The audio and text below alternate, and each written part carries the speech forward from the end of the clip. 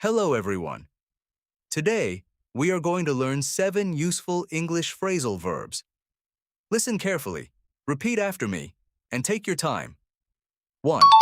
Give up. Number 1. Give up. Give up. It means to stop trying to do something because it is too difficult. Example: don't give up. Keep practicing every day.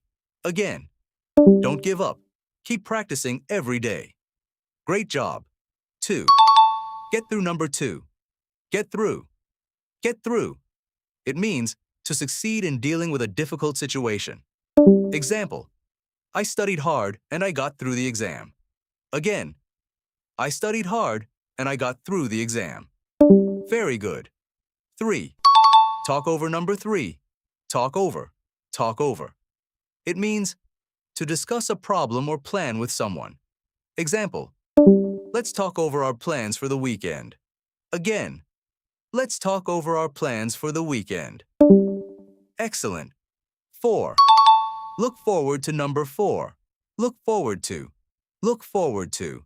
It means to feel happy and excited about something that will happen. Example: I'm looking forward to my vacation next month. Again, I'm looking forward to my vacation next month. Wonderful. 5. Take after. Number 5. Take after. Take after. It means to look or behave like a family member. Example: he takes after his father. They both love to cook. Again, he takes after his father. They both love to cook. Great work. 6. Check in. Number 6. Check in. Check in. It means to arrive and register at a hotel or airport. Example: we need to check in at the airport 2 hours early. Again, we need to check in at the airport 2 hours early. Very good. 7. Come up with. Number 7. Come up with. Come up with. It means to think of an idea or solution to a problem. Example: she came up with a great idea for the project. Again, she came up with a great idea for the project. Excellent. Now let's review.